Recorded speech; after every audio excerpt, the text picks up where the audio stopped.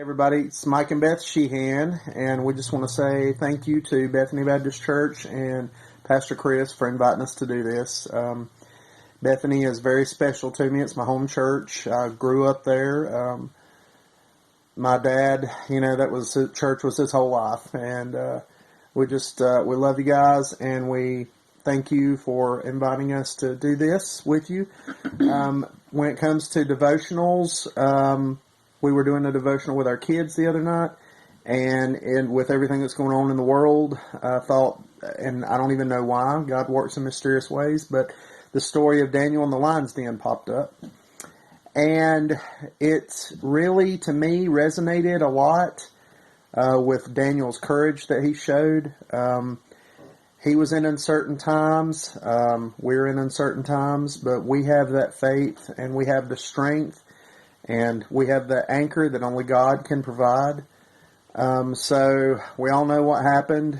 Most of us do, that Daniel was given explicit instructions not to pray to God, but only to King Darius. And, of course, he prayed. He kept his faith. He prayed, continued praying. And for punishment, it was all a setup. He was taken and brought before the king for breaking the rules and thrown in a den of hungry lions with nothing but his faith to keep him safe. And the verse is actually out of Daniel. It's 6:20 and 21. My lovely wife is going to read that now. When he came near the den, he called to Daniel in an anguished voice, "Daniel, servant of the living God, has your God, whom you serve continually, been able to rescue you from the lions?" Daniel answered, "May the king live forever." And that, of course, was King Darius. He felt bad after that, but we know that Daniel was safe because of his faith. And that really applies to us now in these times more than ever before, I think. We know that God wins. We know that God's in control. And I know it's scary, and it's uncertain to a lot of people out there, but it's up to us as God's children to show the lost and maybe the King Dariuses of the world that there is one that is in control, that has got us in the palm of his hand. He always has. And that's all I've got to say. Do you have anything to add to that? I think that's great. Can you close us in a prayer? Yeah, I'll say a word of prayer with us, please.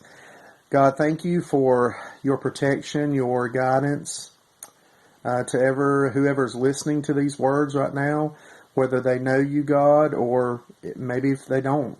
Just let them have the peace that surpasses all understanding, God.